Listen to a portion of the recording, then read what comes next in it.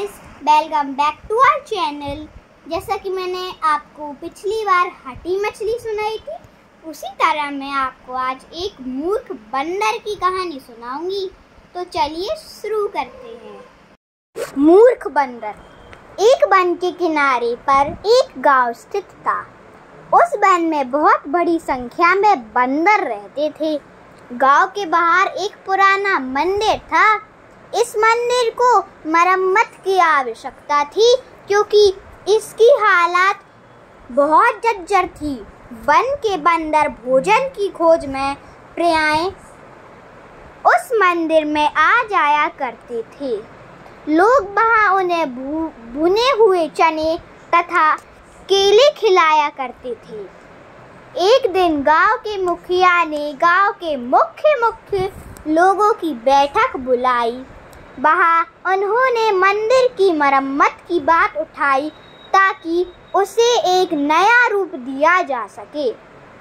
हर व्यक्ति को यह बात पसंद आई तथा मरम्मत के लिए चंदा करके धन एकत्र कर लिया गया। शीघ्र ही मंदिर की मरम्मत आरंभ हो गई। बहुत बड़ी संख्या में मजदूर, राजमिस्त्री, बढ़ई तथा अन्य कामगार काम में जुट गए। वे सारा दिन काम करते रहते थे। गांववासी मंदिर की मरम्मत होते हुए देखकर अत्यंत प्रसन्न थे। वे बड़ी उत्सुकता से उस शुभ दिन की प्रतीक्षा कर रहे थे जिस दिन वे अपना पूजा स्थान एक नए रूप में देख पाएंगे। मंदिर की मरम्मत का काम करने वाले सभी लोग प्रातःकाल काम आरंभ करके दोपहर तक काम करते थे। दोपहर के समय काम को रोक दिया जाता था। उस समय निकट ही स्थित एक भारी बरगद के पेड़ के नीचे बैठकर सब कारीगर अपना भोजन खाते थे तथा फिर कुछ समय के लिए विश्राम करते थे। बंदर भी उनसे कुछ आशा लगाए पेड़ पर आकर बैठ जाते थे। उनको रोटी के टुकड़े डालकर तथा उन्हें परस्पर लड़ते हुए देखकर कामगारों को बहुत आनंद प्राप्त होता था। एक दिन दो कामगार प्रातःकाल ही काम पर लग गए। वे लकड़ी के एक मोटे लट्ठे को चीरने लगे। यह वास्तव में बहुत थका देने वाला काम था। यह काम दोपहर के भोजन की छुट्टी के समय तक चलता रहा। लकड़ी का लट्ठा अभी तक पूरी तरह चीरा नहीं गया था, अतः कामगारों ने उस आधे चीरे हुए लट्ठे में एक फन्नी ठोक दी तथा दोपहर का खाना खाने के लिए पेड़ के नीचे चले गए। मंदिर के पास के पेड़ पर बैठे हुए कई बंदर दोनों कामगारों को लट्ठे चीरते हुए देख रहे थे। क्योंकि बंदर नकल करने वाले जीव होते हैं, वे पेड़ से नीचे आकर इधर उधर खेलने लगे। देखते ही देखते उनमें से एक बंदर लट्ठे पर चढ़ गया तथा बड़े गर्व से सिर उठाकर इधर उधर देखने लगा। अन्य बंदर भी कोलाहल मचाते हुए उसी के इर्द गिर्द घूमने लगा। अचानक पहले बंदर को लट्ठे में से फन्नी को बाहर निकालने की सूझी, अतः वह उसे दोनों हाथों में पकड़कर आगे पीछे हिलाने लगा। परंतु फन्नी तो बहुत कसकर लट्ठे में फंसी हुई थी।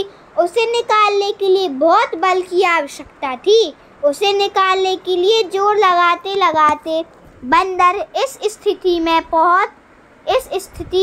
में बैठ गया कि उसकी पूंछ का निचला भाग उस दरार के भीतर चला गया जो आधे चीरे हुए लट्ठे के दोनों भागों के मध्य बन गई थी।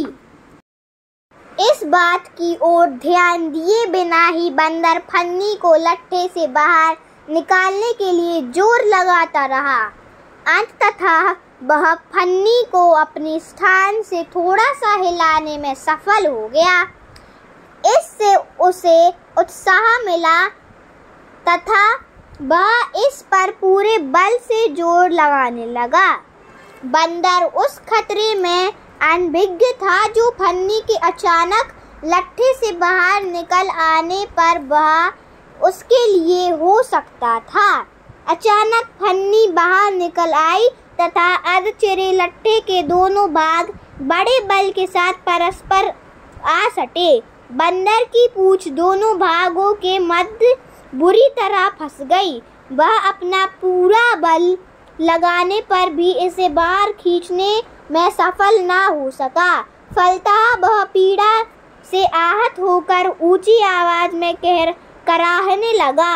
अन्य सभी बंदर अपने साथी को संकट में फंसा हुआ देखकर भयभीत हो गए तथा शोर मचाते हुए इधर उधर भागने लगे। बंदरों द्वारा असाधारण रूप में मचाया गया कोलाहल सुनकर मंदिर पर काम करने वाले सभी लोग चौंक उठे। वे उस समय बरगद के पेड़ के नीचे विश्राम कर रहे थे। वे सभी उठकर लट्ठे की ओर दौड़े ताकि देख सके कि वहाँ क्या घटना हो गई थी। कामगारों को आते हुए देखकर लट्ठे पर बैठा हुआ बंदर और भी डर गया। वह अपनी पूंछ को बाहर निकालने के लिए और भी अधिक जोर लगाने लगा। इसका परिणाम अति भयंकर होना तो निश्चित ही था।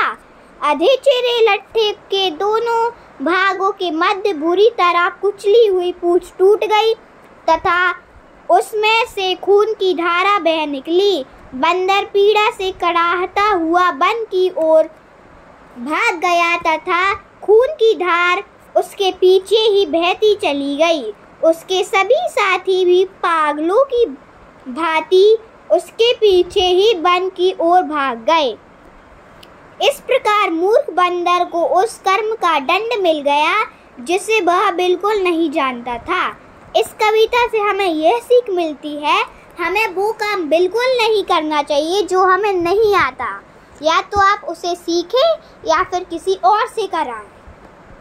अगर आपको यह कहानी पसंद आई हो तो इसे लाइक करें और ज़्यादा से ज़्यादा लोगों में शेयर करें।